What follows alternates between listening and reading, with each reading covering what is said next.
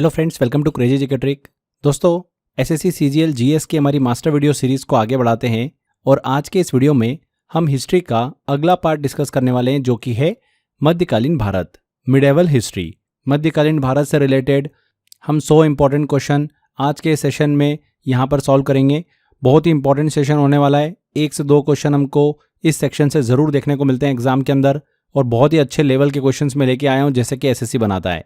Friends, इस series के अगर आपने प्रीवियस वीडियो नहीं देखे हैं तो आप प्लेलिस्ट को फॉलो कर लीजिएगा। Polity, art and culture, history में एंशिएंट हिस्ट्री हमारा टॉपिक कंप्लीट हो चुका है। इसके बाद जो हमारा टॉपिक आज होने वाला है वो होने वाला है मध्यकालीन भारत, मिडेवल हिस्ट्री का। फ्रेंड्स, इस वीडियो का पीडीएफ आपको 100 आवर जीएस का जो मेरा कोर्स है स्पेशली एसएससी के लिए मैंने लॉन्च किया है 500 रुपीज़ का, अगर आपने ले रखा है वो, तो उसके अंदर आपको इसका पीडीएफ मिल जाएगा एंड प्रैक्टिस के लिए मॉक टेस्ट भी दिया हुआ है।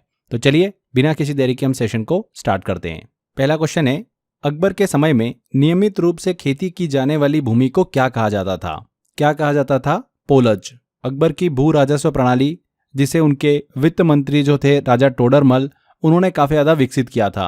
उन्होंने खेती की निरंतरता, उर्वरकता, इनके आधार पर कृषि भूमि को 4 मुख्य श्रेणी में वर्गीकृत किया था। पहला, जैसे कि पोलज, वह भूमि होती थी जिस पर हर साल हर फसल के लिए लगातार खेती की जाती थी। इसे कभी भी खाली नहीं छोड़ा जाता था। दूसरी होती थी भूमि परोती। बेसिकली ये वो भूमि होती थी जिसे अपनी शक्ति और उर्वरता पाने के लिए थोड़े समय के लिए छोड़ दिया जाता था।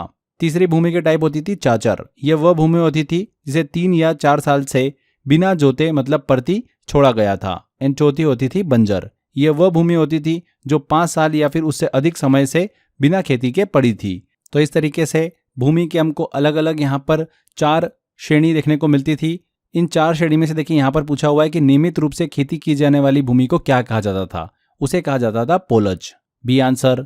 नेक्स्ट क्वेश्चन आता है, कौन सा मुगल शासक बल्ख के युद्ध से संबंधित था? Battle of Balkh. तो काफी अच्छा क्वेश्चन है। शाहजहां संबंधित था।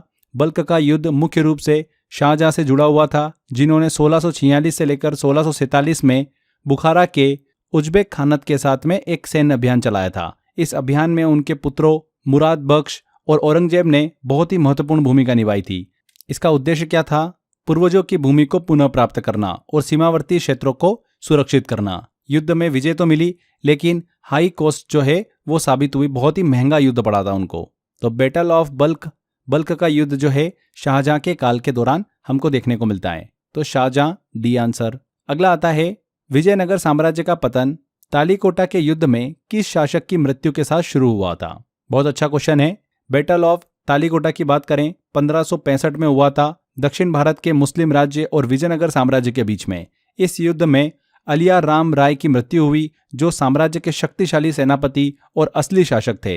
इस हार के बाद में विजयनगर साम्राज्य का तेजी से पतन शुरू हो गया था। तो आलिया राम राय, डी आंसर।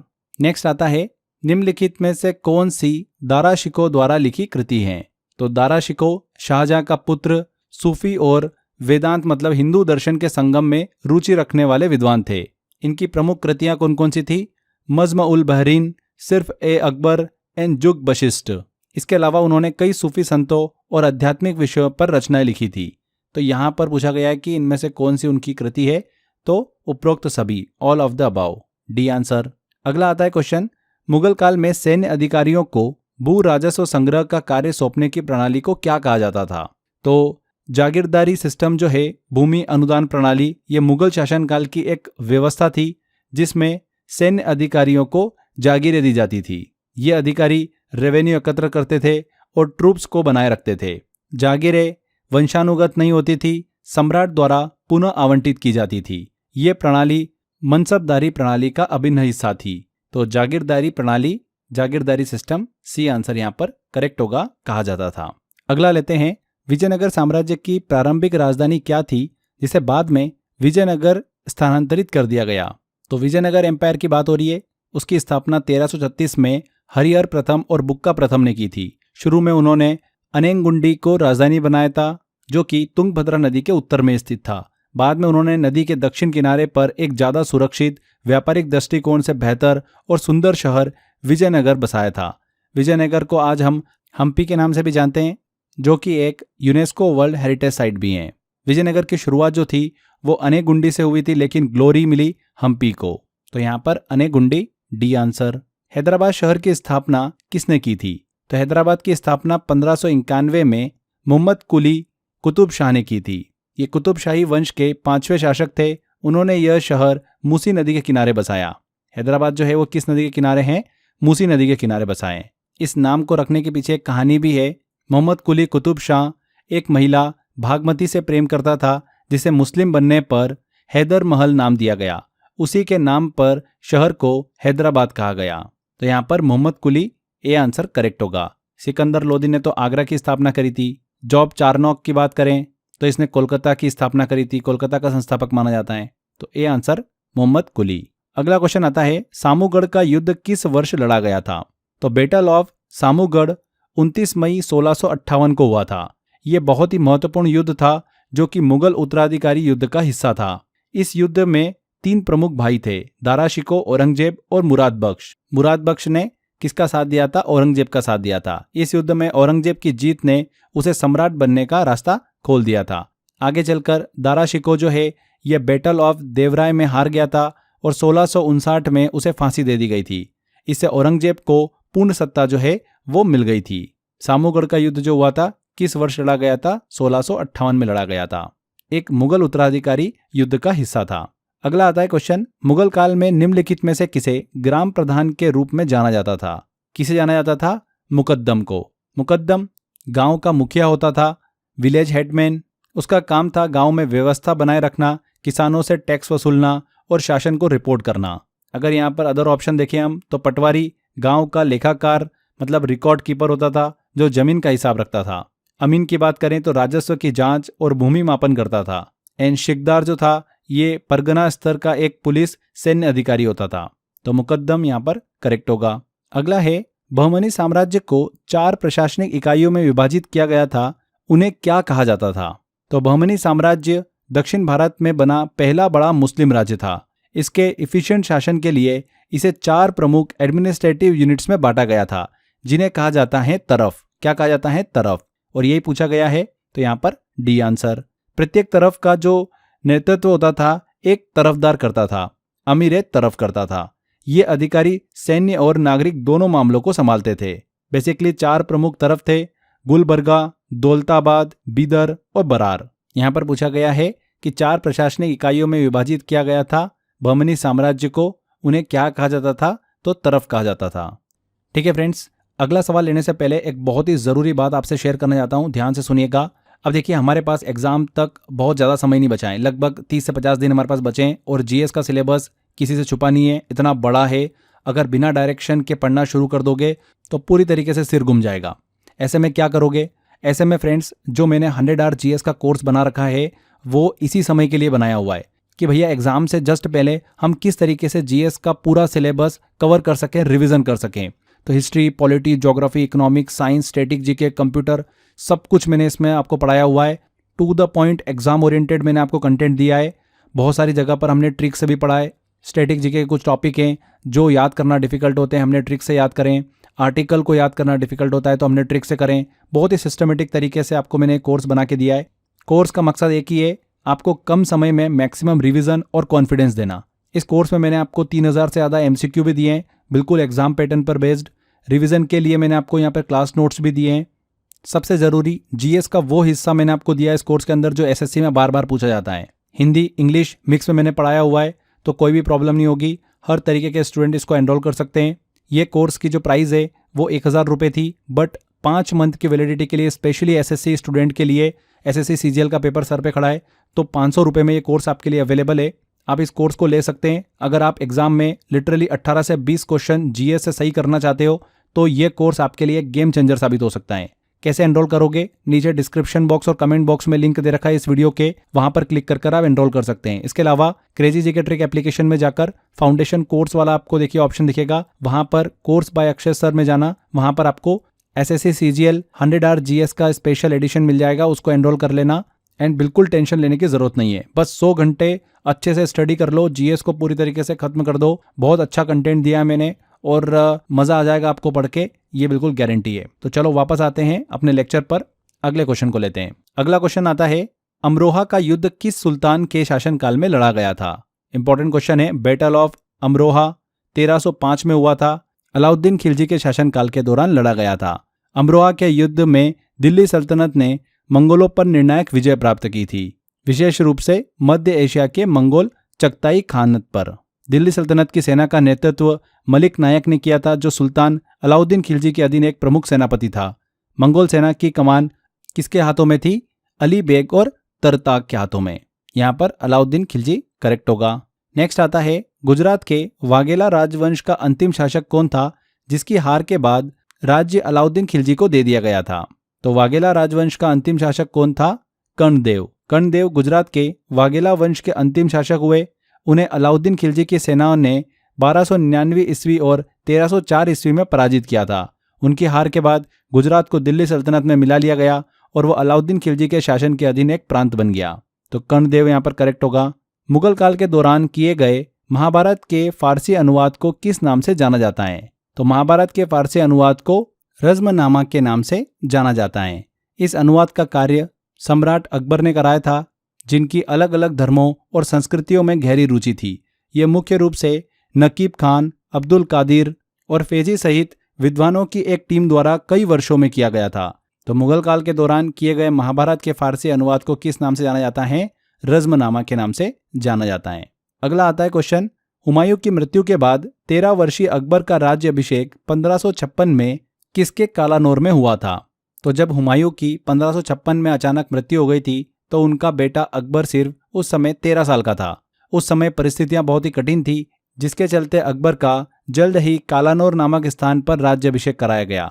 यह स्थान पंजाब में है और बैरम खान ने इसे ऑर्गेनाइज किया था। इसी के बाद यह साबित हो गया था कि अकबर ही मुगल गद्दी का कानूनी उत्तराधिकारी है। तो यहाँ पर पंजाब के कालानौर में ए आंसर।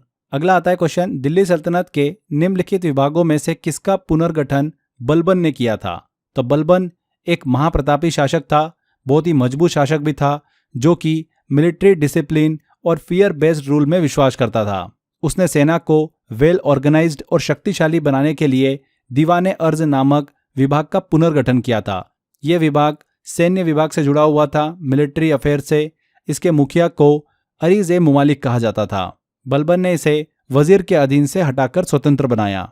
तो किस विभाग का पुनर्गठन किया था बलबन ने? दीवाने अर्ज का। B answer.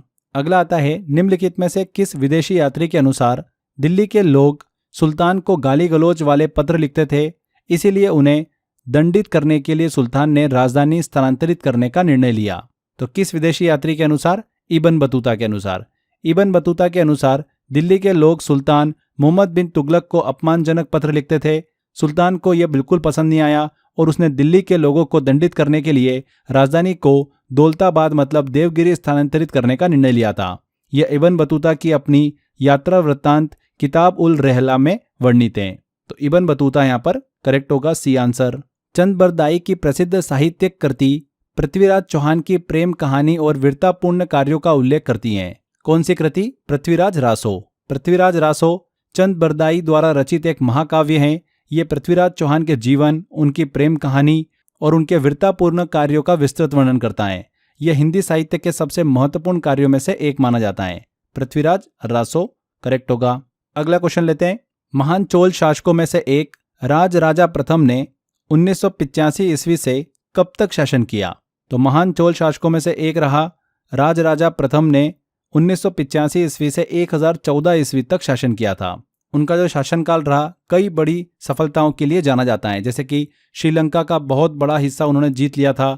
उन्होंने उत्तर भारत तक अभियान चलाया और गंगा नदी तक पहुंचकर पाला शासक महिपाल को हराया था। इस कारण उन्हें उपाधि मिली थी गंगेकोंड चोलन की, गंगा को जीतने वाला चोल। उनका नौसैनिक अभियान भी बहुत ज़्यादा प्रसिद्ध रहा। उन्होंने श्री विजय साम्राज्य को हराया, जो कि आज के इंडोनेशिया और मलेशिया में था। उन्होंने एक नई राजधानी गंगेकोंड चोलपुरम बसाई और वहां पर एक शानदार शिव टेम्पल और चोलगंगम आर्टिफिशियल लेक को भी बनवाया। तो चोल साम्राज्य के सबसे महान और सफल शासकों में से एक थे राजराजा प्रथम। 985 ईस्वी से 1014 ईस्वी तक इन्होंने शासन किया था। ये आंसर। मुगल सम्राट अकबर के शासनकाल में निम्नलिखित में से कौन वकील था जिसे खान ए खान की उपाधि मिली थी? तो किसे मिली थी? बैरम खान को। अकबर के शासन के शुरुआती वर्षों में वकील, वजीर या फिर बोल सकते हैं कि प्रधान सलाहकार थे। जब अकबर सिर्फ 13 साल का था तब बैरम खान ने उनके बिहाफ पर शासन किया था। उन्होंने अकबर को सेकेंड बैटल ऑफ पानीपत में जीत दिलाने में बहुत ही अहम भूमिका निभाई थी। उनकी सेवाओं के लिए अकबर ने उन्हें खान की उपाधि दी थी, महान सरदारों का सरदार। ये एक बहुत ही ऊंचा पद था जो कि सैन्य और प्रशासनिक दोनों जिम्मेदारियां देता था। तो यहाँ पर बैरम खान करेक्ट होगा। किस फारसी शासक ने हुमायूं को भारत में अपना शासन फिर से स्थापित करने में मदद की थी? किसने करी थी? तहमास्प प्रथम ने। हुमायूं को शेरशाह सूरी ने भारत से खदेड़ दिया था। उसके दौरान वो सफाविद वंश के फारसी शासक शाह तहमास्प प्रथम के दरबार में शरणार्थी के रूप में गया था। तहमास्प ने हुमायूं को सैन्य सहायता प्रदान की थी, जिसकी मदद से हुमायूं 1555 ईस्वी में भारत में अपना शासन फिर से स्थापित करने में सफल रहा था। तो तहमास्प प्रथम यहाँ पर सही होगा। अगला है, किस बहमनी शासक ने देवराय प्रथम को हराकर उसकी बेटी से विवाह किया था? किस बहमनी शासक ने? ताज उद्दीन फिरोज शाह ने। ये बहमनी सल्तनत के एक शक्तिशाली शासक थे जिनका शासन 1397 से 1422 ईस्वी तक चला। उन्होंने कई बार दक्षिण भारत की सबसे बड़ी शक्ति विजयनगर साम्राज्य पर आक्रमण किया था। उन्होंने देवराय प्रथम को कई युद्धों में हराया। अंततः एक शांति संधि हुई पीस ट्रीटी के तहत देवराय ने अपनी बेटी का विवाह फिरोज शाह से कराया था, जिससे दोनों साम्राज्यों में कुछ समय के लिए शांति बनी थी। तो किस बहमनी शासक ने? फिरोज शाह ने देवराय प्रथम को हराकर उसकी बेटी से विवाह किया था। D answer. निम्नलिखित शासकों में से किसने उत्तर भारत के विभिन्न स्थानों पर 5 खगोलीय वेधशाला बनाई थी? किसने? सवाई जयसिंह द्वितीय ने। सवाई जयसिंह द्वितीय जयपुर के संस्थापक और एक महान खगोल शास्त्री एस्ट्रोनॉमर थे। उन्होंने एस्ट्रोनॉमी में गहरी रुचि ली, उसे विज्ञान के रूप में भारत में आगे बढ़ाया। उन्होंने 5 जंतर मंतर नामक खगोलीय वेधशालाएं जो है वो बनवाई थी। ये स्थान है दिल्ली, जयपुर, उज्जैन, वाराणसी और मथुरा। इनका उपयोग प्लेनेट्स, स्टार्स और टाइम की गणना के लिए किया जाता था। सवाई जयसिंह द्वितीय का योगदान भारतीय विज्ञान और स्थापत्य आर्किटेक्चर के इतिहास में अतुलनीय है। तो यहाँ पर सवाई जयसिंह द्वितीय करेक्ट आंसर होगा। 5 खगोलीय वेधशाला इन्होंने बनवाई थी। ये जरूर ध्यान रखिएगा कहाँ पर? दिल्ली, जयपुर, उज्जैन, वाराणसी और मथुरा। अगला आता है, 3 कवियों पंपा, पोन्ना और रन्ना को 3 रत्न कहा जाता है। तो पंपा, पोन्ना, रन्ना को कन्नड़ साहित्य के 3 रत्न कहा जाता है। ये तीनों कवि 10वीं शताब्दी में हुए और राष्ट्रकूट और चालुक्य राजाओं के दरबार में कार्य करते थे। इन्होंने जैन धर्म और महाकाव्य परंपरा में कई उत्कृष्ट काव्य रचनाएं दी हैं।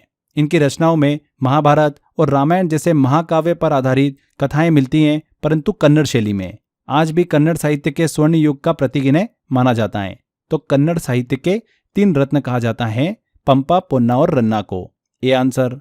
तैमूरी परंपरा के अनुसार हुमायूं का दिल्ली, आगरा और मध्य भारत पर नियंत्रण था, जबकि उसके भाई कामरान ने निम्नलिखित में से किस क्षेत्र को नियंत्रित किया था? देखिए, तैमूरी परंपरा के अनुसार मुगल राजकुमारों को टेरिटरी शेयर करना पड़ती थी। हुमायूं को दिल्ली, आगरा और सेंट्रल इंडिया मिला, जबकि उसके भाई कामरान मिर्जा को अफगानिस्तान और पंजाब मिला। ये पावर शेयरिंग जो थी कई बार परिवार में संघर्ष का कारण भी बनी। इसके अन्य भाई भी थे। अस्करी मिर्जा, उसको गुजरात, संभल मिला। हिंदाल मिर्जा को अलवर और मेवात मिला था। यहाँ पर पूछा गया है, तैमूर के भाई कामरान ने किस क्षेत्र को नियंत्रित किया था? तो अफगानिस्तान और पंजाब। B answer. नेक्स्ट आता है, शाहजहां के दरबार में पैगाम इश्क की रचना किस कवि ने की थी? किसने करी थी? काजी मुराद ने। काजी मुराद मुगल सम्राट शाहजहां के दरबार के एक प्रमुख कवि थे। उन्होंने पैगाम इश्क नामक सुंदर फारसी कविता की रचना की, जिसका अर्थ है प्रेम का संदेश। इस रचना में प्रेम, भक्ति और भावनाओं को काव्यात्मक और बहुत ही सूफी अंदाज में व्यक्त किया गया। ये रचना उस समय के सांस्कृतिक और साहित्य माहौल को दर्शाती हैं। तो किसने पैगाम इश्क की रचना की थी? काजी मुराद ने। देखिए, नेक्स्ट क्वेश्चन लें, उससे पहले आगे की थोड़ी प्लानिंग आपको बता देता हूँ। एग्जाम से पहले, एसएससी सीजीएल के पेपर से पहले 25 इंपॉर्टेंट मॉक टेस्ट लेकर आने वाला हूँ। 25 इंपॉर्टेंट बिल्कुल एग्जाम लेवल के एग्जाम पैटर्न के हम क्वेश्चन सॉल्व करने वाले हैं। अभी एनटीपीसी का पेपर हुआ था, एनटीपीसी में भी हमने 20 इंपॉर्टेंट मॉक टेस्ट लास्ट में सॉल्व करे थे एग्जाम से पहले, और काफ़ी क्वेश्चंस वहाँ से देखने को मिले। बहुत सारे बच्चों से बात हुई है मेरी, थोड़ा सा मैं एनालिसिस भी लेकर आया हूँ आपके लिए। बहुत सारे बच्चे कमेंट कर रहे थे कि सर क्वेश्चन नहीं बने।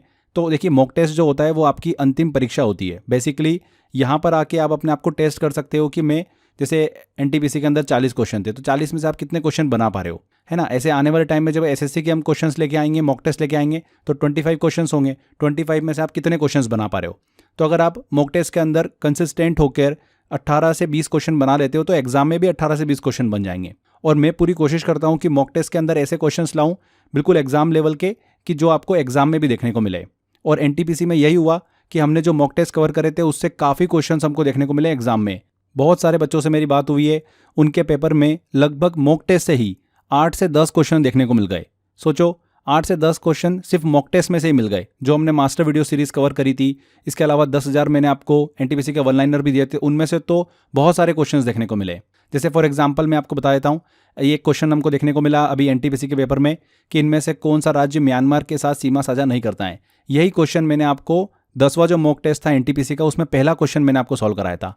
बिल्कुल आप देखोगे एज इट इज़ आपको क्वेश्चन मिल जाएगा। इसके अलावा क्या क्वेश्चन पूछा, पंचायती राज व्यवस्था किस संविधान संशोधन से लागू हुई है।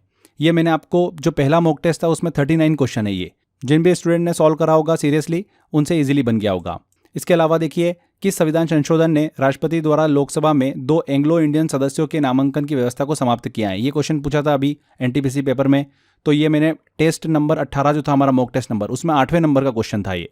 इसके अलावा मुंडारी नृत्य का संबंध भारत के किस राज्य के आदिवासी समुदाय से है।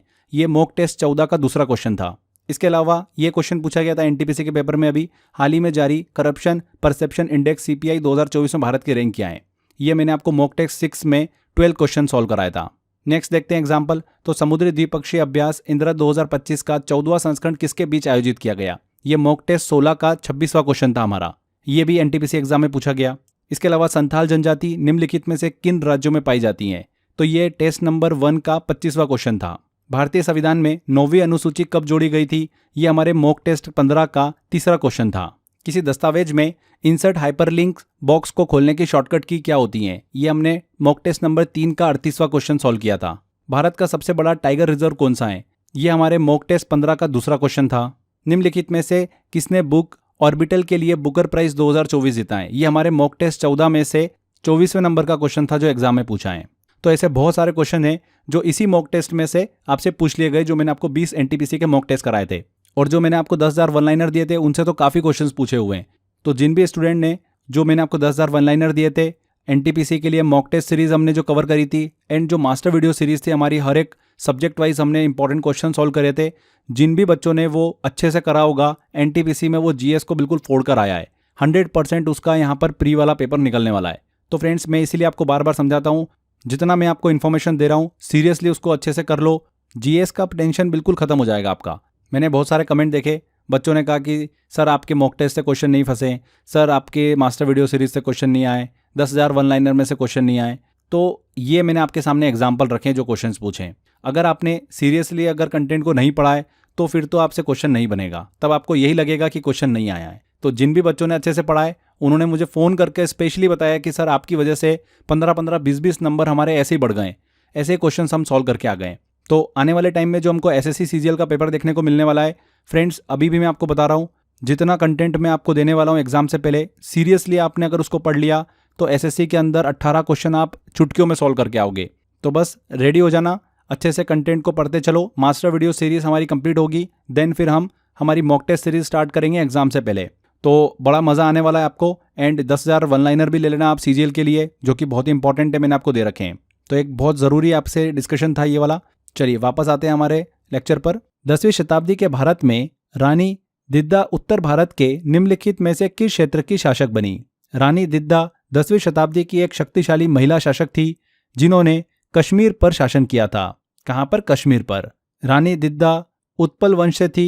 पहले उन्होंने अपने पति क्षेमगुप्त की मृत्यु के बाद राजमाता के रूप में शासन किया। बाद में अपने बेटे और फिर पोते की कमजोरी के चलते उन्होंने स्वयं सत्ता संभाली थी। तो रानी दिद्दा उत्तर भारत के किस क्षेत्र की शासक बनी थी? कश्मीर की। बाबर और राणा सांगा के बीच 1527 में कौन सा युद्ध लड़ा गया था? कौन सा युद्ध लड़ा गया था? बैटल ऑफ खानवा का। 17 मार्च 1527 को बाबर और राणा सांगा के बीच में लड़ा गया युद्ध था। यह युद्ध राजस्थान के पास स्थित खानवा गांव में हुआ था। बाबर ने तोपों और तुलुगमा युद्ध नीति का प्रयोग कर राजपूतों की विशाल सेना को हराया था। इस युद्ध से बाबर को भारत में स्थिर और मजबूत शासन स्थापित करने का अवसर मिला था। यही युद्ध मुगल एम्पायर की नींव को और पक्का करता है। तो खानवा का युद्ध हुआ था बाबर और राणा सांगा के बीच में 1527 में। B answer. दिल्ली के निम्नलिखित सुल्तानों में से किसने विस्तार के बजाय समेकन की नीति अपनाई थी? किसने अपनाई थी? बलबन ने, जिसका शासनकाल 1266 से 1287 ईस्वी के बीच था। उन्होंने एक्सपांशन मतलब विस्तार के बजाय समेकन कंसोलिडेशन की नीति अपनाई थी। उनका मेन उद्देश्य क्या था? राज्य के भीतर शांति और सुरक्षा सुनिश्चित करना। उन्होंने आयरन एंड ब्लड की नीति अपनाई, यानी कठोर कानून व्यवस्था। बलबन से रिलेटेड काफी क्वेश्चन पूछते हैं एग्जाम के अंदर। इन्होंने ही दीवाने अर्ज का पुनर्गठन भी किया था। बरित प्रणाली यानी गुप्तचर व्यवस्था को भी मजबूत किया था। यहाँ पर विस्तार के बजाय समेकन की नीति अपनाई थी किसने? बलबन ने। D answer. निम्नलिखित में से किस दिल्ली सुल्तान ने चांदी का टंका और तांबे का जीतल पेश किए थे? किसने करे थे? इल्तुतमिश ने। 1211 से लेकर 1236 ईस्वी तक इसने शासन किया और दिल्ली सल्तनत की मुद्रा प्रणाली करेंसी सिस्टम को व्यवस्थित रूप दिया।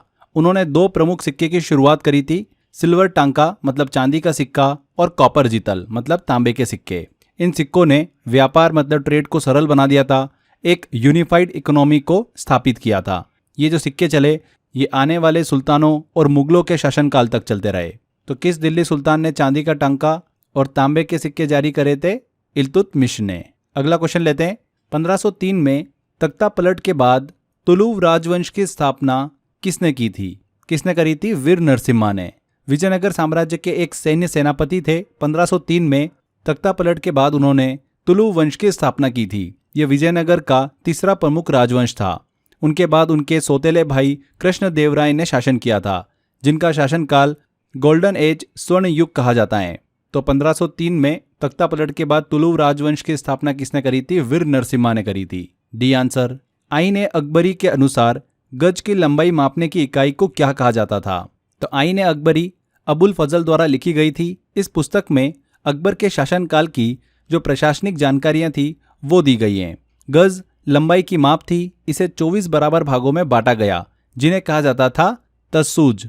ये सिस्टम शासन में सटीक निर्माण और भूमि मापन लैंड मेजरमेंट के लिए इस्तेमाल किया गया। तो तस्तूज यहाँ पर करेक्ट आंसर होगा। नेक्स्ट है, कालिंजर किला किस राज्य में स्थित है? तो कालिंजर किला उत्तर प्रदेश के बांदा जिले में स्थित है, विंध्य पर्वतमाला में।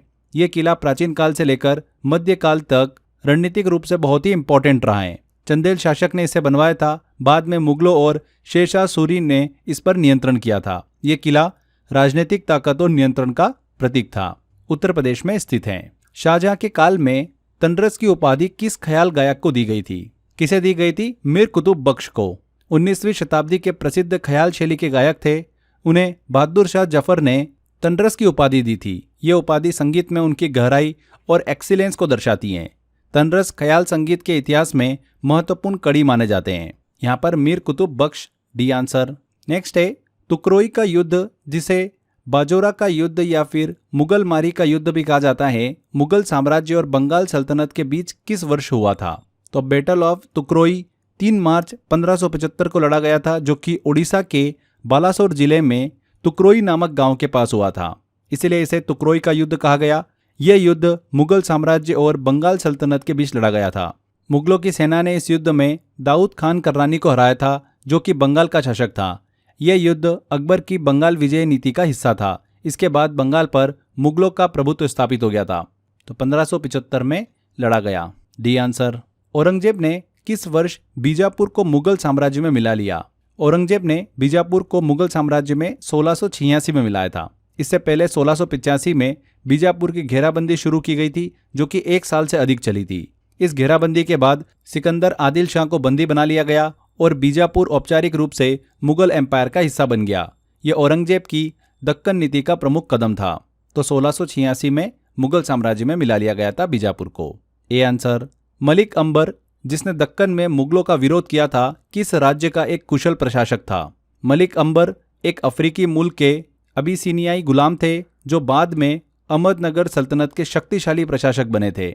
उन्होंने मुगल्स के विरुद्ध गोरिल्ला युद्ध की रणनीति अपनाई थी और कई बार मुगल सेनाओं को पीछे हटने पर मजबूर किया था।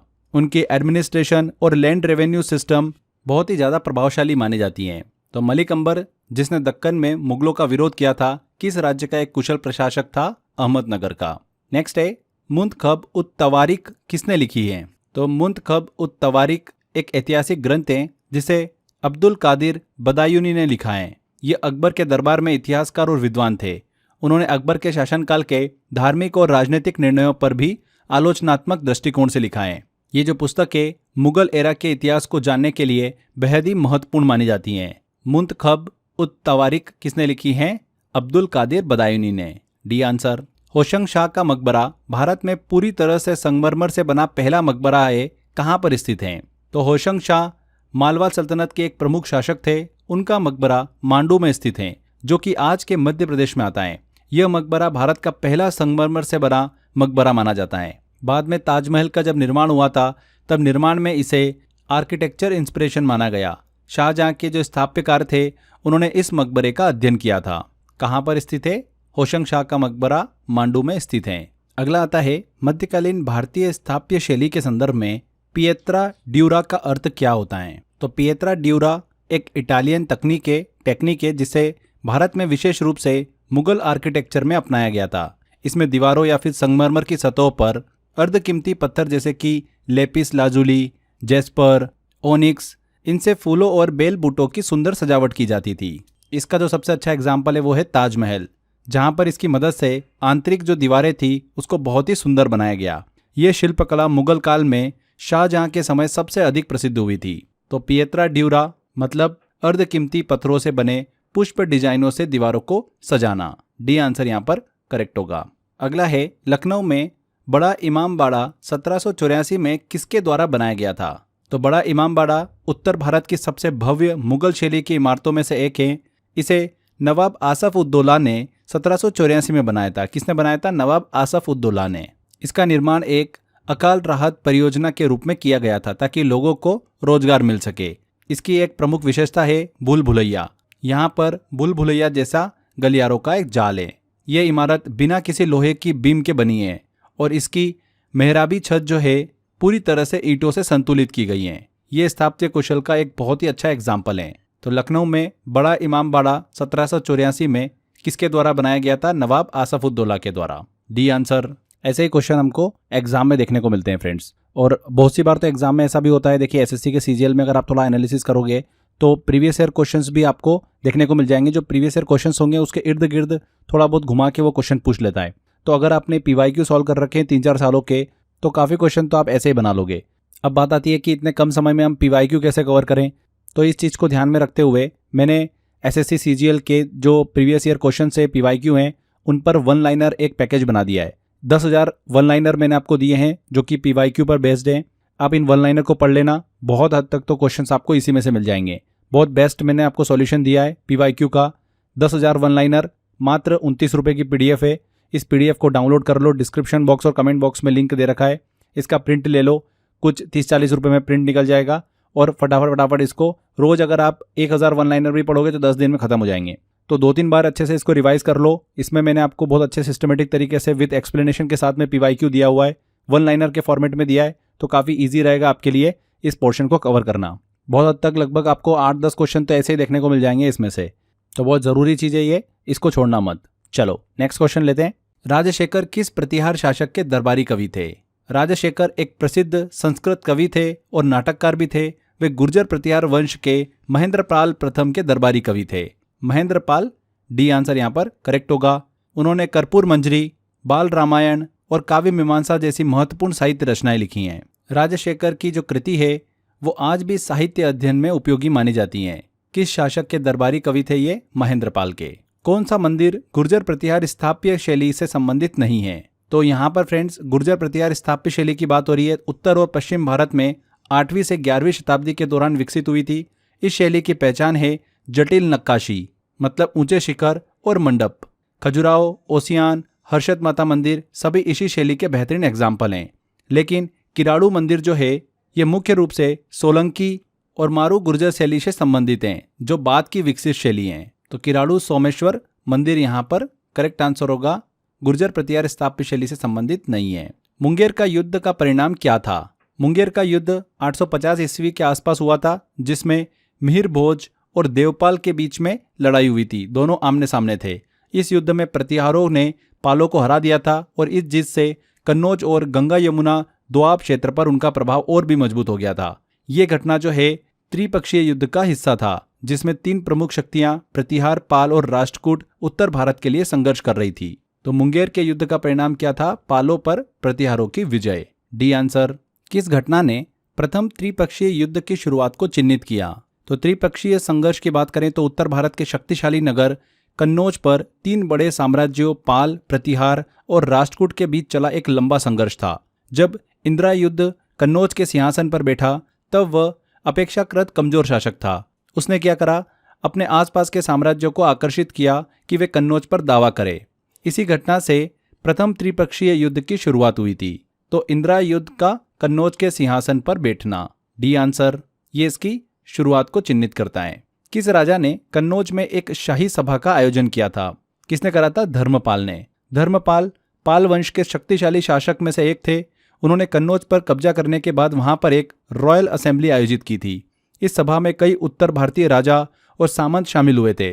उन्होंने धर्मपाल की सॉवरेनिटी को स्वीकार किया था, सार्वभौमिकता को। इस घटना ने पालों की ताकत और प्रतिष्ठा को काफी बढ़ाया था।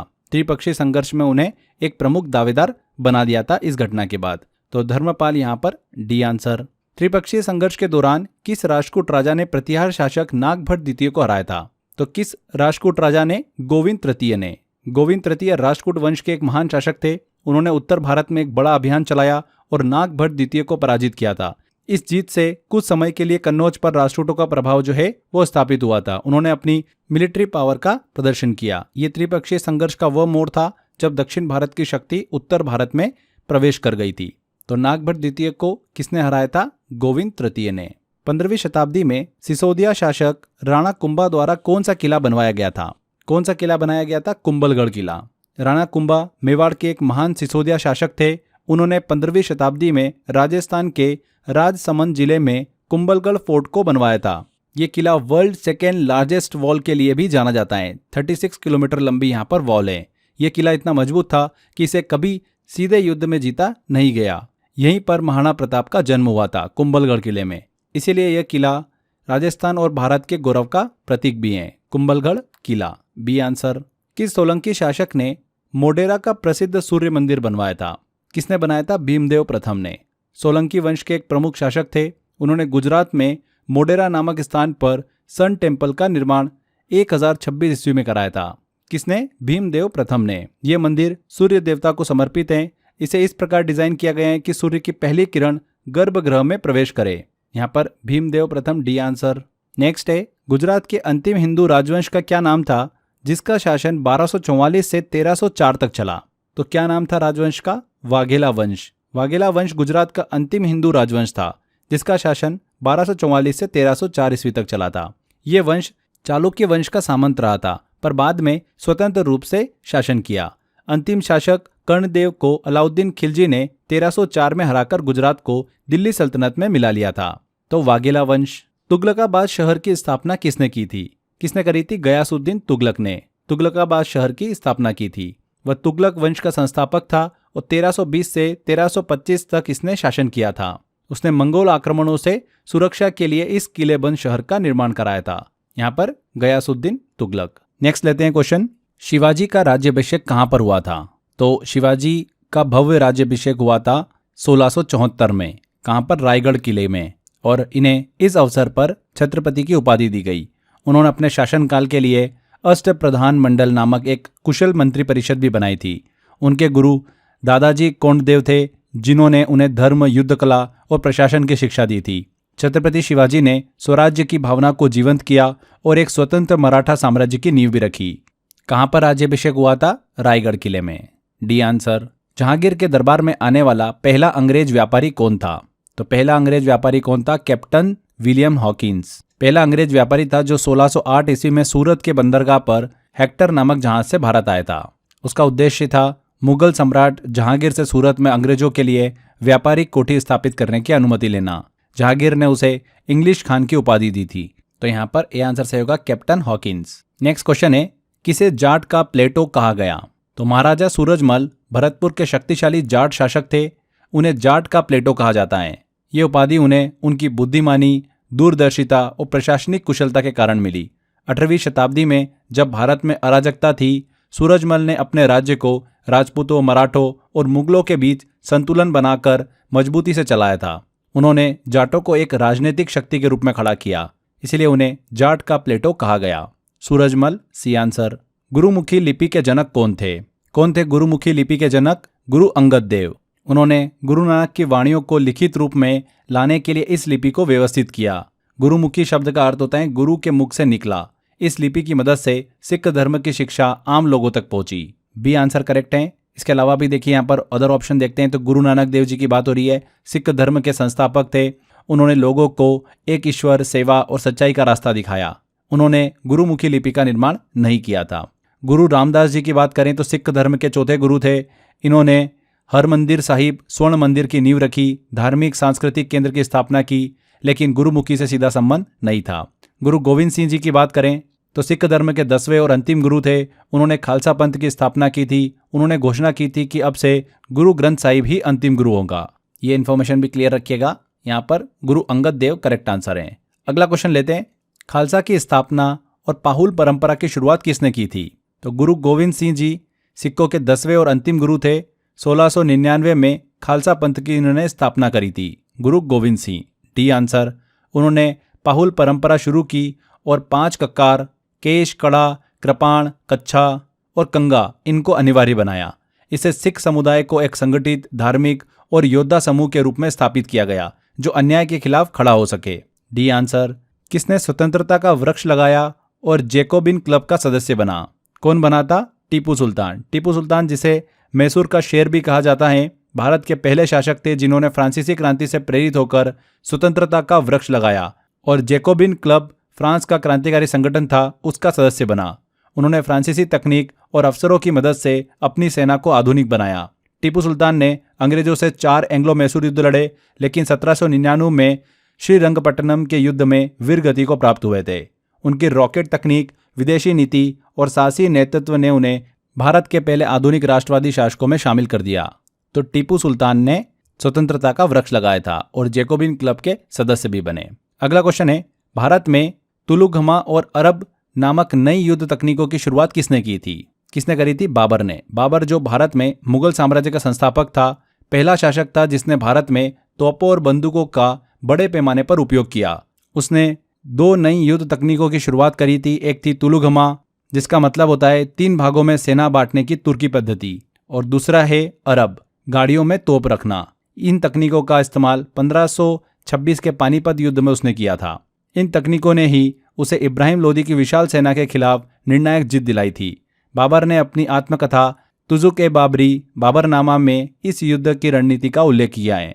तो यहाँ पर बाबर ए आंसर करेक्ट है। नेक्स्ट है क्वेश्चन, किस पाल राजा ने नालंदा विश्वविद्यालय को पुनर्जीवित किया था?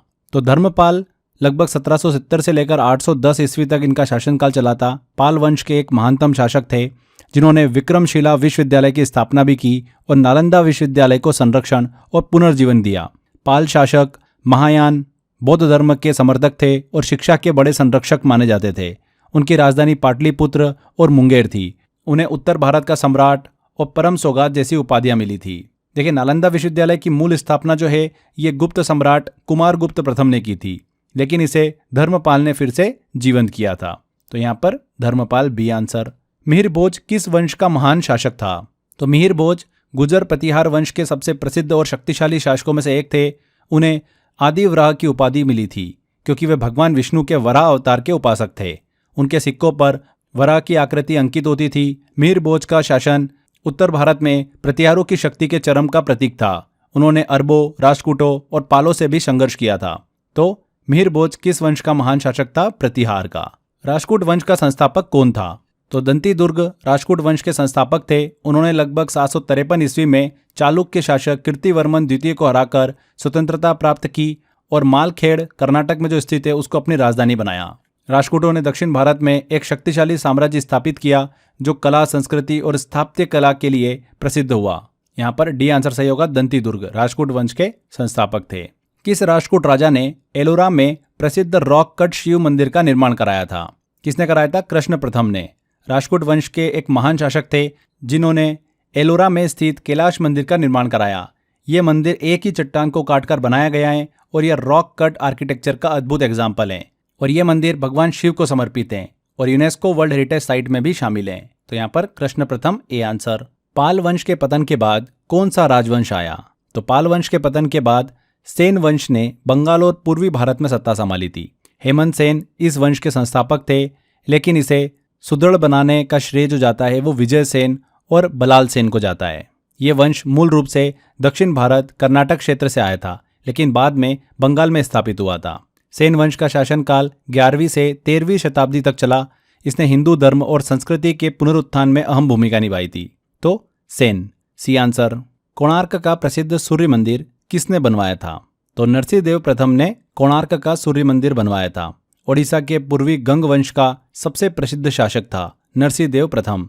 उसने 1238 से 1264 ईस्वी के बीच शासन किया और कोणार्क का सूर्य मंदिर बनवाया, जो आज यूनेस्को विश्व धरोहर स्थल भी है।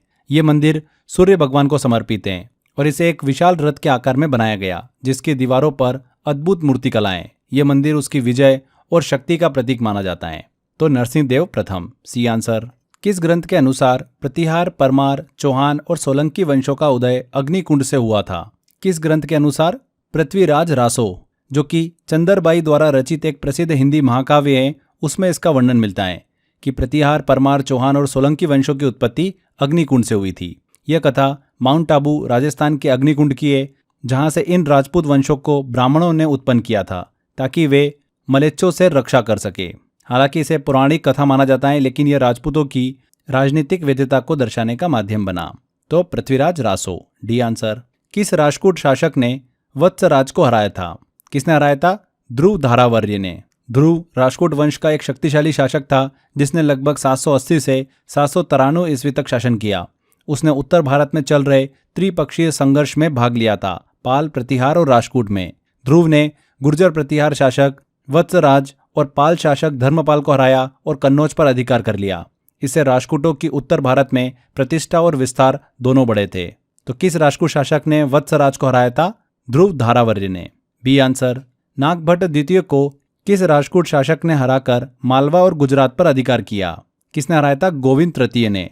गोविंद तृतीय ध्रुव धारावर्य का पुत्र और राष्ट्रकूट वंश का एक शक्तिशाली सम्राट था। उसने त्रिपक्षीय संघर्ष में भाग लेते हुए प्रतिहार शासक नागभट्ट द्वितीय को हराया था और मालवा और गुजरात पर अधिकार किया था। उसने पाल शासक धर्मपाल को भी पराजित किया। इस प्रकार राष्ट्रकूट वंश की शक्ति को उत्तर भारत में उसने विस्तार दिया था। तो किसने? गोविंद तृतीय ने। नेक्स्ट है, कर्पूर मंजरी नाटक के रचयिता राजशेखर किस प्रतिहार शासक के दरबारी कवि थे? तो राजशेखर 9वीं और 10वीं शताब्दी के एक प्रसिद्ध संस्कृत कवि और नाटककार थे। वे महेंद्रपाल प्रथम और उनके पुत्र महेंद्रपाल द्वितीय के दरबार में कवि के रूप में कार्यरत थे, प्रतिहार शासक के। तो महेंद्रपाल प्रथम, यहाँ पर बी आंसर बिल्कुल सही होगा। उनकी सबसे प्रसिद्ध रचना है कर्पूर मंजरी, जो प्राकृत भाषा में लिखी गई है, एक अनोखी नाट्य कृति है। सुबुक्तगिन गजनी की राजगद्दी पर कब बैठा था? तो सुबुक्तगिन एक तुर्क मूल का गुलाम था, जो धीरे धीरे गजनी का शासक बना। 1977 ईस्वी में गजनी की गद्दी पर बैठा था। उसे गजनी वंश का संस्थापक माना जाता है। तो 977 ईस्वी ए आंसर। महमूद गजनवी ने किस वर्ष अपने भाई इस्माइल को हराकर गजनी की गद्दी प्राप्त की थी? तो महमूद गजनवी 997 ईस्वी में अपने भाई इस्माइल को हराकर गजनी की गद्दी पर बैठा था। उसने 997 से 1030 ईस्वी तक शासन किया और भारत पर लगातार 17 बार आक्रमण किए। उनके इन आक्रमणों में सबसे प्रसिद्ध था 1025 ईस्वी में सोमनाथ मंदिर पर हमला। उसके दरबार में विद्वान जैसे फिरदौसी और अलबरूनी मौजूद थे। तो 997 ईस्वी बी आंसर। 1001 ईस्वी में महमूद गजनवी ने किस हिंदू शाही राजा को हराया था? किसको हराया था? जयपाल को। जयपाल हिंदू शाही वंश का एक शक्तिशाली राजा था, जिसने पंजाब और काबुल घाटी के इलाकों पर शासन किया। 1001 ईस्वी में महमूद गजनवी ने पेशावर के पास उसे युद्ध में हराया था। इस हार के बाद जयपाल ने आत्मग्लानि में आकर सिंहासन त्याग दिया और आत्मदाह कर लिया था। यह महमूद का भारत में पहला बड़ा आक्रमण था, जिसने उत्तर पश्चिम भारत की राजनीति को हिला दिया था। तो जयपाल। अगला क्वेश्चन है, किसने माउंट आबू के पास कायदरा गांव में मोहम्मद गोरी को हराया था?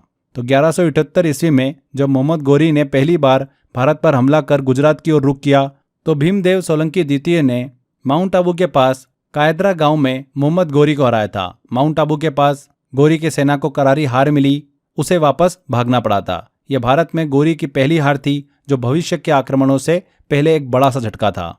तो यहाँ पर भीमदेव सोलंकी द्वितीय, सी आंसर। मध्यकालीन भारत का वह पहला युद्ध कौन सा था जो जल और थल दोनों पर लड़ा गया था? तो कौन सा था वो? घाघरा का युद्ध। 1529 में बाबर ने घाघरा नदी के किनारे एक बड़ा युद्ध लड़ा था जो उसकी अंतिम बड़ी लड़ाई थी। यह युद्ध बाबर और अफगान सरदार महमूद लोदी और बंगाल के सुल्तान नुसरत शाह की संयुक्त सेनाओं के बीच हुआ था। यह भारत का पहला मध्यकालीन युद्ध था जो जल और थल दोनों मोर्चों पर लड़ा गया था। इस जीत से बाबर ने अपने साम्राज्य को और अधिक स्थिर किया था। तो घाघरा का युद्ध 1529 में लड़ा गया, डी आंसर। किस युद्ध में विजय होने के बाद बाबर ने गाजी की उपाधि धारण की थी? तो खानवा का युद्ध। 1527 में खानवा का युद्ध हुआ था बाबर और राणा सांगा के बीच में। इस युद्ध में जीत के बाद बाबर ने खुद को गाजी मतलब धर्म के रक्षक की उपाधि दी थी, ए आंसर। अकबर ने सम्राट बनने पर बैरम खां को कौन सी उपाधि दी थी? तो अकबर ने सम्राट बनने के बाद उसे खाने खान की उपाधि दी थी, जिसका अर्थ है सर्वश्रेष्ठ सरदार या सर्वोच्च अमीर। बैरम खान ने 1556 के पानीपत के दूसरे युद्ध में हेमू को हराकर मुगल सत्ता को मजबूत किया था। तो खाने खान, बी आंसर। सती प्रथा को निरुत्साहित करने वाला मुगल सम्राट कौन था? कौन था? अकबर। अकबर ने अपने शासनकाल में कई सामाजिक सुधार किए। उसने सती प्रथा को कानूनी रूप से अनुमति के बिना निषिद्ध कर दिया था। वह सामाजिक कुरीतियों के खिलाफ था और महिलाओं की स्थिति सुधारने के पक्ष में था। उसने बाल विवाह, जबरन सती और तलाक जैसे मुद्दों पर भी ध्यान दिया था। तो अकबर, सी आंसर। मोहम्मद गोरी ने 1192 ईस्वी में तराइन के द्वितीय युद्ध में किस शासक को पराजित किया था? तो 1191 में तराइन की पहली लड़ाई हुई थी, फर्स्ट बैटल ऑफ तराइन। उसमें पृथ्वीराज चौहान ने मोहम्मद गोरी को हरा दिया था। लेकिन अगले साल 1192 में हुई तराइन की दूसरी लड़ाई में मोहम्मद गोरी ने पृथ्वीराज चौहान को हरा दिया।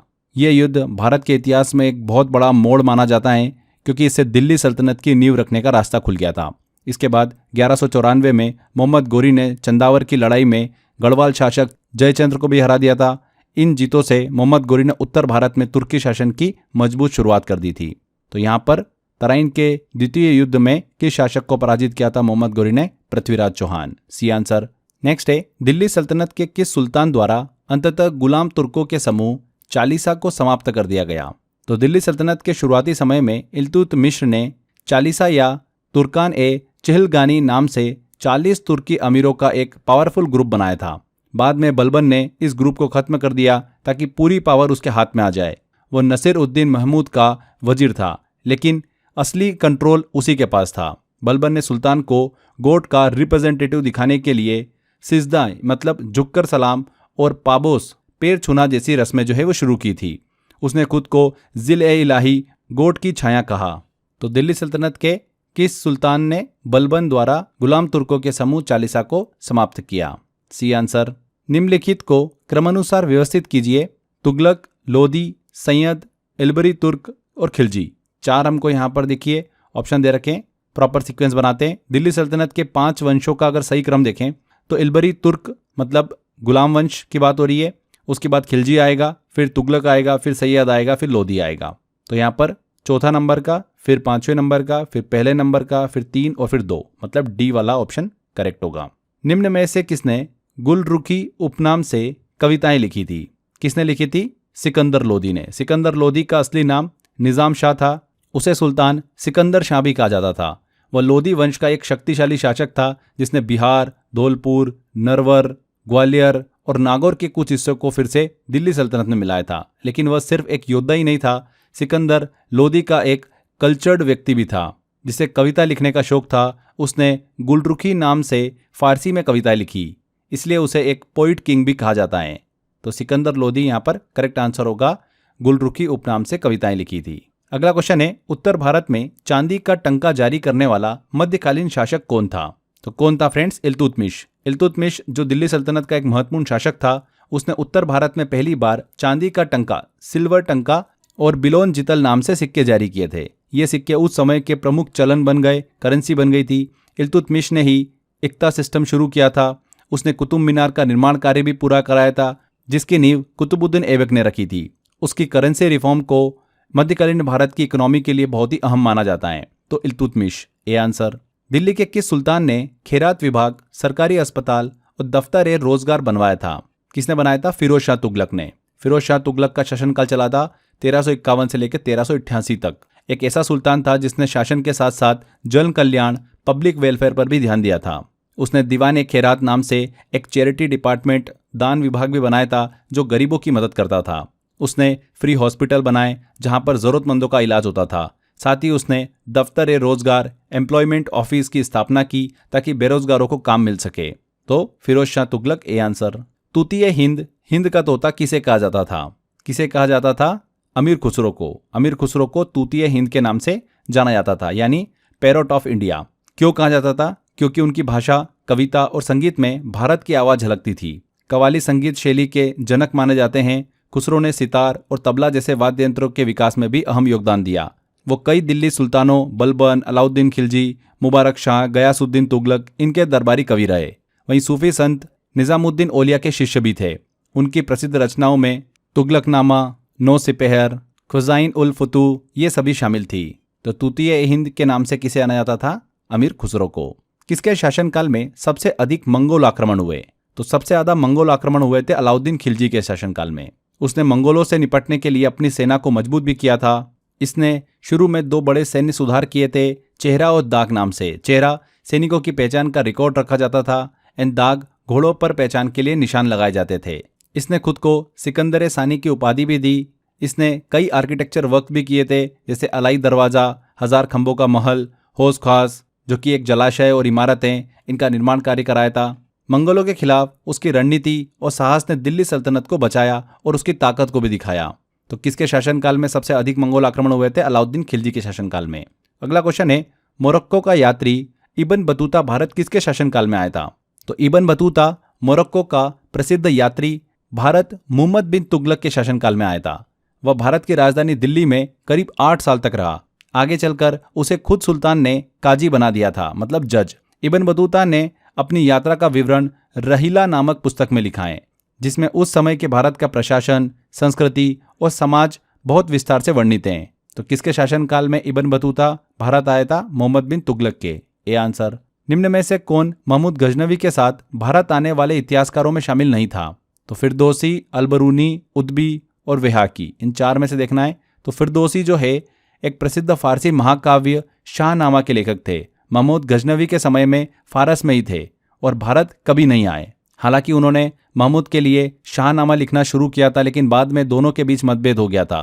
दूसरी ओर अगर हम अलबरूनी की बात करें, उद्बी की बात करें, बेहाकी की बात करें, तो ये महमूद गजनवी के साथ भारत आने वाले इतिहासकारों में शामिल थे। अलबरूनी ने भारत में रखकर किताब उल हिंद लिखी, जो भारतीय ज्ञान पर आधारित हैं। उद्बी की बात करें, महमूद का दरबारी इतिहासकार था। उसने तारीख के यामिनी लिखी, जो महमूद की विजयों का लेख हैं। बेहाकी की बात करें तो इन्होंने तारीख के सुबुतगिन लिखा, जो भारत और गजनी की जानकारी देता है। इसलिए केवल फिरदौसी ही भारत नहीं आए थे, बाकी तीनों किसी न किसी रूप में महमूद से जुड़े थे और भारत के संदर्भ में लिखने वाले लेखक थे। नेक्स्ट क्वेश्चन लेते हैं। मोहम्मद गोरी और कन्नौज के राजा जयचंद के बीच 1194 ईस्वी में हुआ युद्ध किस नाम से प्रसिद्ध है? तो उसे चंदावर का युद्ध कहा जाता है, बैटल ऑफ चंदावर। 1194 ईस्वी में मोहम्मद गोरी और गढ़वाल शासक राजा जयचंद के बीच में चंदावर का युद्ध हुआ था, जो वर्तमान उत्तर प्रदेश में लड़ा गया था। यह युद्ध मोहम्मद गोरी ने जयचंद को हराकर जीत लिया था एंड जयचंद को मार दिया था। यह युद्ध तराइन युद्ध के बाद में दूसरी बड़ी विजय थी, जिसने उत्तर भारत में तुर्की मुस्लिम शासक की नींव और भी मजबूत कर दी थी। इसके बाद गोरी ने कन्नौज और वाराणसी जैसे प्रमुख क्षेत्रों पर कब्जा कर लिया था। तो चंदावर का युद्ध, बैटल ऑफ चंदावर। तबकात ए नासिरी का लेखक कौन था? कौन था? मिन्हाज उल सिराज। 13वीं सदी का एक प्रसिद्ध इतिहासकार था, जिसने तबकात ए नासिरी नामक ग्रंथ लिखा था। यह किताब 1259 में पूरी हुई। इसमें दिल्ली सल्तनत, विशेषकर इल्तुतमिश और बाद के शासकों के समय का विस्तृत इतिहास देखने को मिलता है।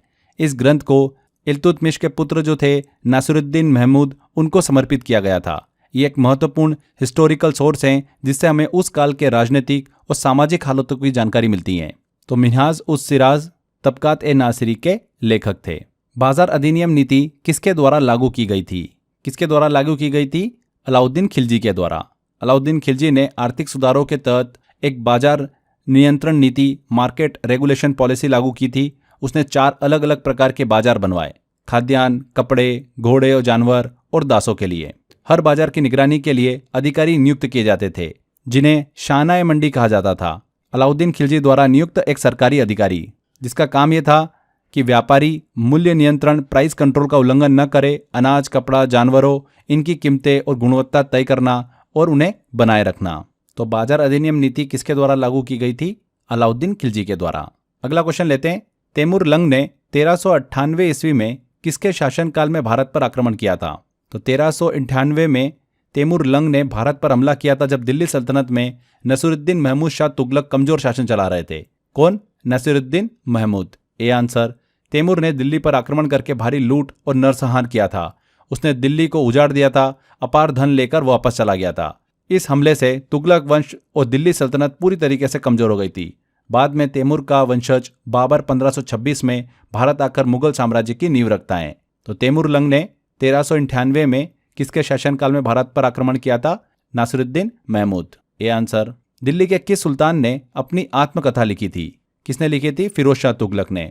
एकमात्र ऐसा सुल्तान था जिसने अपनी आत्मकथा खुद लिखी थी, जिसका नाम था फुतुहत ए फिरोज शाही। इसमें फिरोज शाह ने अपने शासनकाल की उपलब्धियों और सुधार योजनाएं, रिफॉर्म्स जो करे थे उनके बारे में लिखा है। उसने यहाँ पर यह भी लिखा कि कैसे उसने नई नहरें बनाई थी, बाग बगीचे, मस्जिदें बनाई, टैक्स को कम किया और गुलामों की देखभाल की। तो दिल्ली के किस सुल्तान ने अपनी आत्मकथा लिखी थी? फिरोज शाह तुगलक ने। अगला क्वेश्चन है, अष्टदिग्गज किसके दरबारी थे? अष्टदिग्गज तेलुगु भाषा के 8 महान कवियों का समूह था जो विजयनगर साम्राज्य के महान शासक कृष्णदेव राय के दरबार में रहते थे। इसमें सबसे प्रसिद्ध कवि थे अलसानी पद्दाना, जिन्हें आंध्र कवि पितामह भी कहा जाता है। कृष्णदेव राय की बात करें तो खुद भी एक महान कवि थे। उन्होंने अमुक्तमाल्यद नाम का एक तेलुगु महाकाव्य भी लिखा था जिसमें रानी लक्ष्मी देवी की कथाएं। उनका दरबार साहित्य, कला और संस्कृति का स्वर्ण युग माना जाता है। तो कृष्णदेव राय, ये आंसर यहाँ पर सही होगा।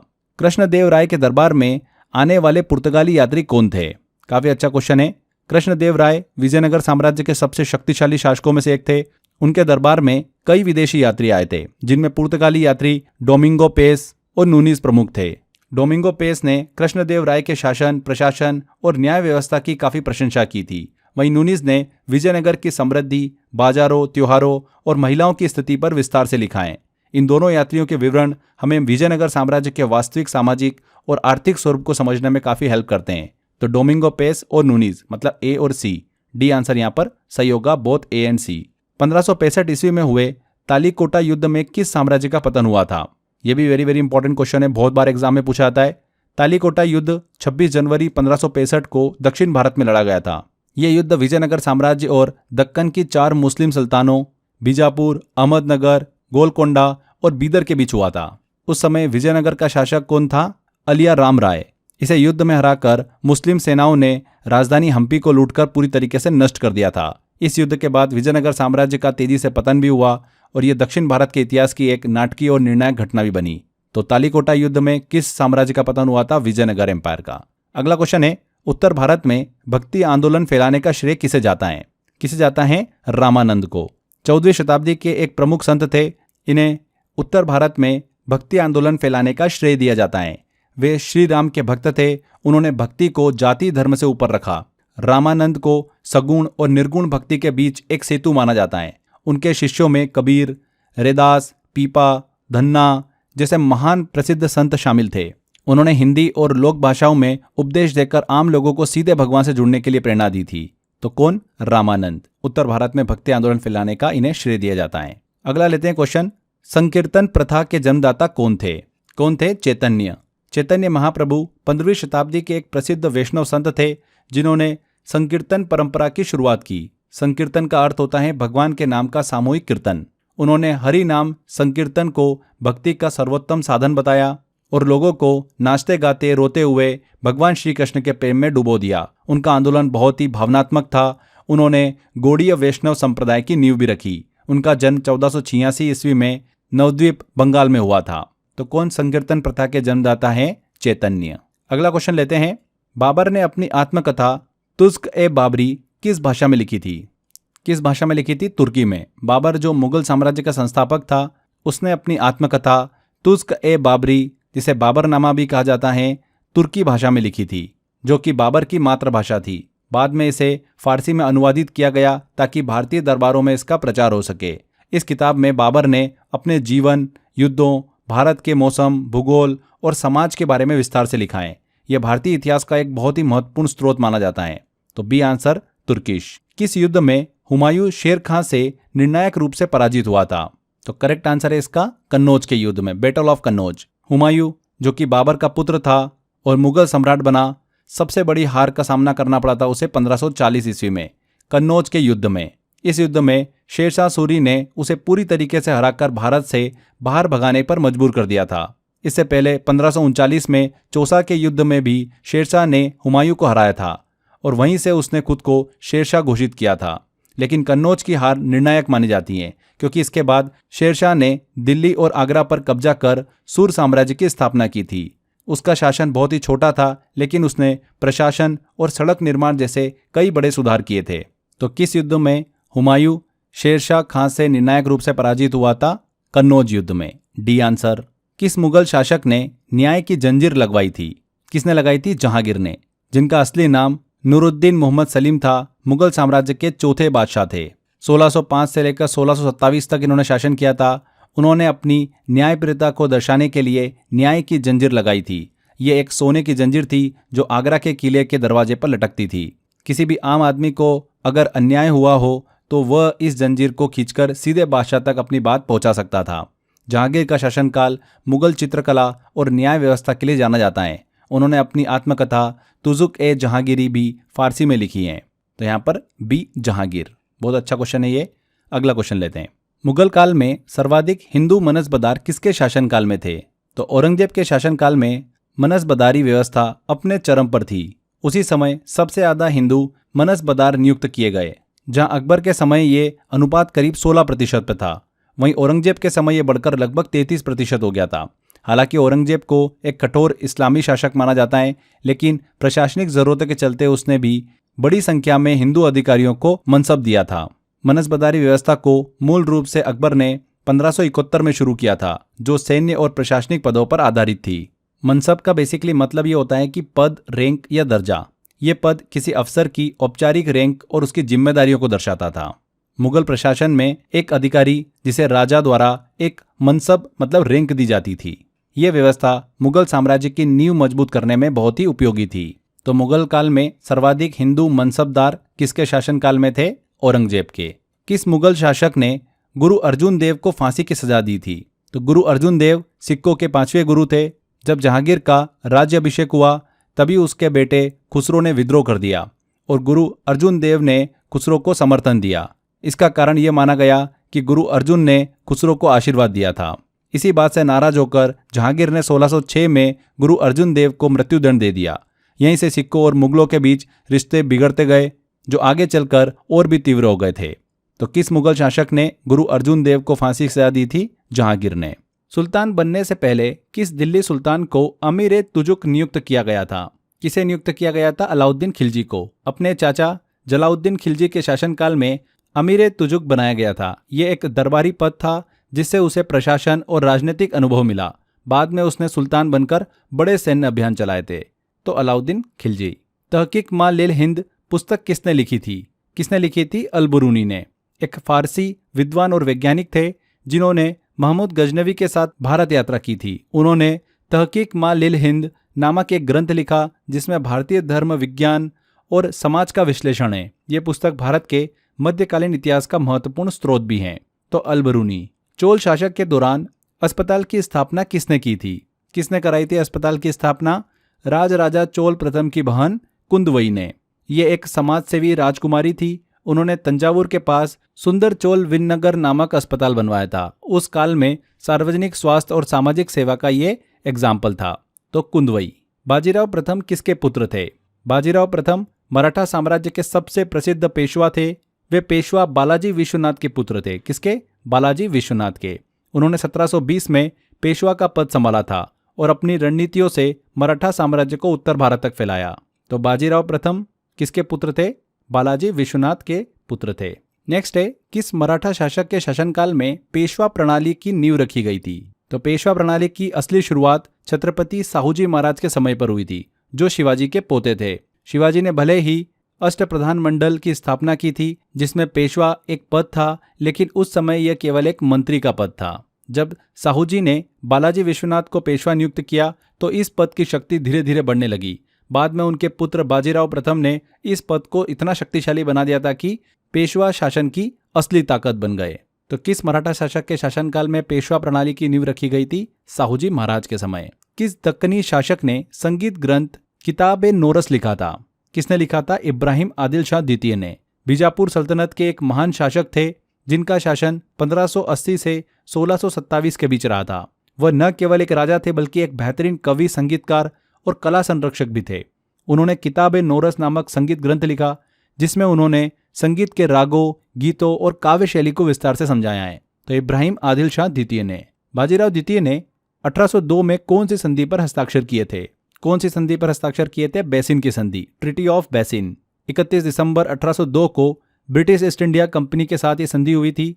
इस संधि के अनुसार उन्होंने अपनी सुरक्षा के लिए ब्रिटिश सेना की मदद मांगी थी। बदले में कई अधिकार ब्रिटिशों को सौंप दिए थे। यही संधि मराठा साम्राज्य के पतन की शुरुआत भी मानी जाती है, क्योंकि इससे अंग्रेजों को मराठों के मामले में दखल देने का अधिकार मिल गया था। तो बेसिन की संधि करेक्ट होगा। संध्याकर नंदी द्वारा लिखित संस्कृत ऐतिहासिक कविता रामचरित का नायक निम्नलिखित में से कौन है? कौन है? रामपाल। पाल वंश के अंतिम प्रभावशाली शासक थे। संध्याकर नंदी ने रामचरित नामक ऐतिहासिक कविता लिखी जिसमें रामपाल की वीरता और शासनकाल का वर्णन है। यह ग्रंथ पाल वंश की राजनीतिक और सामाजिक स्थितियों का अच्छा स्रोत है। इसी के साथ साथ ये ग्रंथ जो है बंगाल के मध्यकालीन इतिहास को समझने में भी मदद करता है। तो कविता रामचरित का नायक इनमें से कौन है? रामपाल। दिल्ली सल्तनत के तहत भारत में धनी मुसलमानों पर कौन सा धार्मिक कर लगाया गया था? कौन सा कर लगाया गया था? जकात। जकात इस्लाम के 5 मुख्य स्तंभों में से एक है। ये एक धार्मिक कर था, रिलीजियस टैक्स होता था जो अमीर मुसलमानों पर लगाया जाता था ताकि गरीबों और जरूरतमंदों की मदद की जा सके। देखिए यहाँ पर अगर अदर ऑप्शन देखें तो जजिया गैर मुसलमानों से लिया जाने वाला टैक्स था, खराज भूमि कर था, खम्स जो था ये युद्ध में लूटी गई संपत्ति का 5वां हिस्सा। यहाँ पर जकात करेक्ट होगा। पुस्तक तारिक के मुबारक शाही के लेखक कौन थे? बहुत इंपॉर्टेंट क्वेश्चन है। कौन थे? यहा बिन अहमद सरहिंदी। तारिक के मुबारक शाही नामक ऐतिहासिक ग्रंथ इन्होंने लिखा था। यह पुस्तक दिल्ली सल्तनत के सैयद वंश पर केंद्रित है और खास करके मुस्लिम शासक मुबारक शाह सैयद के शासनकाल की घटनाओं का विस्तृत वर्णन करती हैं। ये दिल्ली सल्तनत के अंतिम चरण को समझने का एक महत्वपूर्ण ऐतिहासिक स्रोत भी हैं। तो यहा बिन अहमद सरहिंदी। नेक्स्ट है अमीर अल खयाल की उपाधि किसे प्रदान की गई थी? तो अमीर अल खयाल की उपाधि जमालुद्दीन याकूत को प्रदान की गई थी। जमालुद्दीन याकूत रजिया सुल्तान के शासनकाल में एक अफ्रीकी गुलाम थे। रजिया ने उन्हें अमीर ए अकूर मतलब शाही अस्तबल का प्रमुख और अमीर अल खयाल घुड़सवारों का प्रमुख जैसे महत्वपूर्ण पद प्रदान किए थे। यही कारण था दरबारी अमीरों के बीच असंतोष फैल गया था। तो अमीर अल खयाल की उपाधि किसे प्रदान की गई थी? जमालुद्दीन याकूत को। प्रसिद्ध कन्नड़ नाटक तुगलक के लेखक कौन है? तो कौन है? गिरीश कर्नाड। गिरीश कर्नाड 1938 से 2019 तक एक प्रसिद्ध भारतीय अभिनेता, फिल्म निर्देशक और नाटककार थे। उनका नाटक तुगलक 1964 में प्रकाशित हुआ था। मोहम्मद बिन तुगलक के जीवन और शासनकाल पर आधारित है। यह नाटक भारतीय इतिहास के साथ साथ समकालीन राजनीतिक और सामाजिक मुद्दों पर भी टिप्पणी करता है। इसे कन्नड़ साहित्य के सबसे महत्वपूर्ण नाटकों में से एक माना जाता है। तो प्रसिद्ध कन्नड़ नाटक तुगलक के लेखक कौन है? गिरीश कर्नाड। 1579 में महजरनामा किसने जारी किया? तो महजरनामा अकबर ने जारी किया था। 1579 में एक दस्तावेज जारी किया था उसने, जिसे अचूकता का फरमान भी कहा जाता है। इस फरमान के माध्यम से अकबर ने धार्मिक विद्वानों के बीच धार्मिक मतभेद के मामले में अंतिम व्याख्या करने का अधिकार अपने हाथ में ले लिया था। इसका उद्देश्य राज्य के मामलों में धार्मिक विद्वानों के प्रभाव को कम करना और अकबर को धार्मिक मामलों में सर्वोच्च अधिकार प्रदान करना था। महजरनामा किसने जारी किया था? अकबर ने जारी किया था। किस मुगल सम्राट के शासनकाल में मेहरुनिसा को नूरजहां की उपाधि दी गई थी? मेहरुनिसा को मुगल सम्राट जहांगीर ने अपनी पत्नी बनने के बाद नूरजहां मतलब विश्व की रोशनी की उपाधि दी थी। ये मुगल इतिहास की सबसे शक्तिशाली और प्रभावी रानियों में से एक थी। यहाँ पर जहांगीर करेक्ट होगा। जहांगीर की जीवनी इकबाल नामा ए जहांगीरी किसने लिखी है? तो जहांगीर की जीवनी जो है इकबाल नामा ए जहांगीरी किसने लिखी है? मुतबिद खान ने लिखी है। ये जहांगीर के शासनकाल का एक महत्वपूर्ण ऐतिहासिक वृत्तांत है।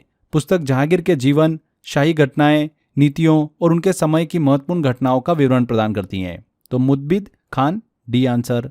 उस्ताद ईसा के अलावा शाहजहां के शासनकाल में किस फारसी इंजीनियर ने योगदान दिया था?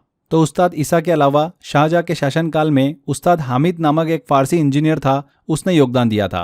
हालांकि उस्ताद अहमद लाहौरी को ताजमहल के मुख्य वास्तुकार के रूप में स्वीकार किया जाता है, उस्ताद हामिद एक अन्य प्रमुख फारसी इंजीनियर थे जिन्होंने शाहजहां के शासनकाल के दौरान महत्वपूर्ण वास्तुकला परियोजना में योगदान दिया था। तो यहाँ पर उस्ताद हामिद। संगम राजवंश का सबसे सफल शासक कौन था जिसे गज तेकारा कहा जाता था? किसे कहा जाता था? देवराय द्वितीय को। संगम राजवंश के एक शक्तिशाली और सफल शासक थे, उन्हें गज तेकारा की उपाधि दी गई थी, जिसका अर्थ है हाथियों का शिकारी। ये उपाधि उनकी सैन्य शक्ति और हाथियों की सेना पर उनके नियंत्रण को दर्शाती है। इन्हीं के शासनकाल में विजयनगर साम्राज्य का विस्तार हुआ और इन्होंने कला और साहित्य को भी संरक्षण दिया। तो देवराय द्वितीय। तो यहाँ पर हमारे मध्यकालीन भारत मेडावल हिस्ट्री से रिलेटेड सभी इंपॉर्टेंट एमसीक्यू कंप्लीट होते हैं। बहुत अच्छे अच्छे क्वेश्चंस मैंने आपके लिए प्लान किए। 100% आपको एग्जाम में क्वेश्चन जो है वो इसी लेक्चर से देखने को मिलने वाला है। यहाँ पर फ्रेंड्स, अगर आप इस वीडियो का PDF लेना चाहते हैं, टेस्ट की प्रैक्टिस करना चाहते हैं, तो वो ऑप्शन मैंने आपको दे रखा है। SSC स्पेशल 100 आवर GS के कोर्स में 500 रुपीज़ का कोर्स है ये। इसमें आपको सारे सब्जेक्ट्स के वीडियो लेक्चर मिल जाते हैं पढ़ने के लिए, मॉक टेस्ट दिए गए हैं एंड साथ में नोट्स भी दिए गए हैं। इसी में आपको इस कोर्स में ही इस वीडियो का PDF एंड प्रैक्टिस के लिए इस लेक्चर का मॉक टेस्ट भी दे रखा है। तो अगर अभी तक आपने ये कोर्स एनरोल नहीं किया है तो डिस्क्रिप्शन बॉक्स और कमेंट बॉक्स में लिंक दे रखा है, वहाँ पर क्लिक कर आप एनरोल कर सकते हैं। इसके अलावा crazy GK trick application download कर लीजिएगा। वहाँ पर फाउंडेशन कोर्स में कोर्स बाय अक्षय सर आपको फोल्डर दिखेगा, उसमें मिल जाएगा। एंड हाँ, 10,000 वन लाइनर जरूर पढ़ लीजिएगा SSC के, जो मैंने आपको दिए हैं। मात्र 29 रुपये का PDF है, वो तुरंत डाउनलोड करो और 1,000 वन लाइनर पढ़ना डेली स्टार्ट कर दो। PYQ पे बेस्ड वन लाइनर मैंने आपको दिए हैं जो कि बहुत ही इंपॉर्टेंट है। तो यहाँ पर हमारे सेशन को एंड करते हैं। आई होप आपको वीडियो अच्छा लगा है। ज़्यादा से ज़्यादा वीडियो को शेयर कर दीजिएगा, कमेंट करके ज़रूर बताइएगा कि वीडियो कैसा लगा। अगर आपने अभी तक चैनल को सब्सक्राइब नहीं करा है फ्रेंड्स, तो सब्सक्राइब भी कर लीजिए। मिलते हैं अगले वीडियो में। Till then, bye bye.